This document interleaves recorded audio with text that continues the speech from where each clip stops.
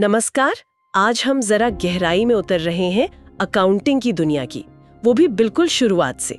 हमारे पास कुछ शुरुआती दस्तावेज हैं अकाउंटिंग फंडामेंटल्स पर, और आज हम मॉड्यूल 1 के जरूरी पहलू समझने की कोशिश करेंगे। बिल्कुल, कोशिश रहेगी कि इसे क्लासरूम जैसा न लगे, बल्कि एक बातचीत की तरह समझे। आसान हिंदी, थोड़ी इंग्लिश चलेगी, मतलब मकसद, जरूरी शब्द, सिद्धांत, सब पर बात करेंगे। हाँ, ताकि बेसिक्स क्लियर हो जाए। तो सबसे पहले अकाउंटिंग आखिर ये है क्या चीज? सुना है इसे बिजनेस की भाषा कहते हैं। सही सुना है। देखिए, ये एक पूरा सिस्टम है। इसमें होता क्या है कि आप बिजनेस में जितने भी पैसे के लेन देन होते हैं उनको पहले पहचानते हैं, फिर लिखते हैं, मतलब रिकॉर्ड करते हैं। अच्छा। फिर उनको अलग अलग ग्रुप में डालते हैं, जिसे कहते हैं क्लासिफाई करना। फिर उसका एक निचोड़, एक समरी बनाते हैं, और आखिर में उस समरी को एनालाइज करते हैं, मतलब उसका मतलब समझते हैं, ताकि बिजनेस के लिए सही फैसले लिए जा सकें। ओके, तो सिर्फ लिखना नहीं, उसको समझना और इस्तेमाल करना भी जरूरी है। और इसके मकसद क्या है, क्यों करते हैं ये सब? देखिए, सबसे पहला और सबसे जरूरी मकसद है सिस्टमैटिक रिकॉर्डिंग, मतलब हर चीज का हिसाब किताब ठीक से रखना। सोचिए ना, अगर कोई दुकानदार बस सामान बेचता जाए और लिखे ही नहीं, तो उसे पता कैसे चलेगा कि दिन के आखिर में, महीने के आखिर में फायदा हुआ या नुकसान? हाँ, ये तो है। दूसरा, फाइनेंशियल परफॉर्मेंस का पता लगाना, यानी प्रॉफिट हुआ या लॉस। तीसरा, बिजनेस की फाइनेंशियल पोजीशन जानना, मतलब आज की तारीख में बिजनेस के पास क्या क्या है, एसेट्स, और उस पर कितना उधार है, लायबिलिटीज। चौथा, लीगल जरूरतें पूरी करना, जैसे टैक्स भरना है, सरकार को हिसाब देना है। और पांचवा, ये सारी जानकारी स्टेक होल्डर्स तक पहुंचाना। स्टेक होल्डर्स मतलब वो लोग जिनका बिजनेस में कोई इंटरेस्ट है, जैसे मालिक, बैंक जिसने लोन दिया है, निवेशक, कर्मचारी, सरकार, ये सब। अच्छा, तो संक्षेप में कहें तो हिसाब रखना, प्रॉफिट लॉस जानना, अपनी आर्थिक हालत समझना, कानून का पालन करना और जरूरी लोगों को जानकारी देना, ये हो गए मकसद। बिल्कुल।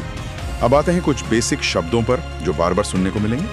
4 मेन पिलर समझ लीजिए: एसेट्स, लायबिलिटीज, इनकम और एक्सपेंसेस। एसेट्स, संपत्ति। हाँ, एसेट्स यानी संपत्ति, वो सारी चीजें जो बिजनेस ओन करता है, जिनका मालिक है और जिनसे भविष्य में बिजनेस को पैसा कमाने में मदद मिलेगी, जैसे दुकान की बिल्डिंग, मशीनें, गाड़ी, माल जो बेचने के लिए रखा है, स्टॉक, बैंक में पैसा, कैश, ये सब। ठीक है।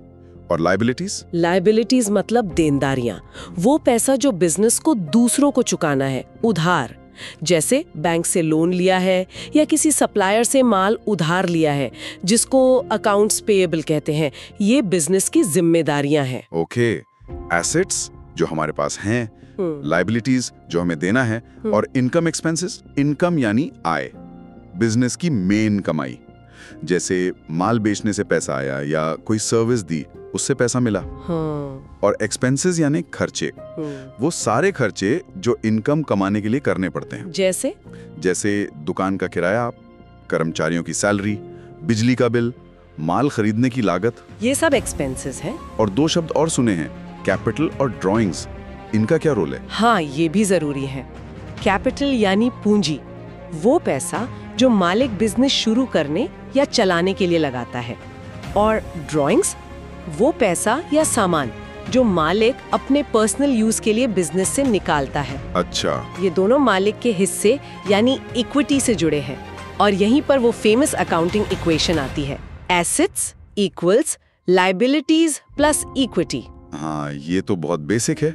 मतलब बिजनेस की सारी संपत्ति या तो देनदारियों के बराबर होगी या मालिक की पूंजी के, बैलेंस हमेशा बराबर। एकदम सही, ये तराजू हमेशा बराबर रहता है।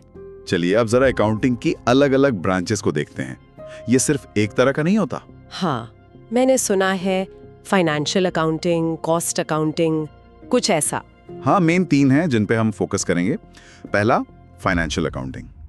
इसका मुख्य काम है बाहरी लोगों के लिए रिपोर्ट बनाना। बाहरी लोग जैसे निवेशक, इन्वेस्टर्स, बैंक, सरकार, इनके लिए फाइनेंशियल स्टेटमेंट्स तैयार करना, जैसे प्रॉफिट एंड लॉस अकाउंट, जिससे पता चलता है कि कितना कमाया या गंवाया, और बैलेंस शीट जो बताती है कि कंपनी की आर्थिक स्थिति क्या है, कितने एसेट्स हैं, कितनी लायबिलिटीज हैं। ओके, ये तो हुआ बाहर वालों के लिए। दूसरा है मैनेजमेंट अकाउंटिंग। ये कंपनी के अंदर के लोगों के लिए है, मतलब मैनेजमेंट के लिए। ये उनको जानकारी देती है ताकि वो प्लानिंग, कंट्रोलिंग और डिसीजन मेकिंग कर सकें। जैसे बजट बनाना। हाँ बिल्कुल, बजट बनाना, किस प्रोडक्ट में ज्यादा फायदा है ये पता करना, खर्चे कैसे कम करें, ये सब मैनेजमेंट अकाउंटिंग का काम है। ठीक है, और तीसरा?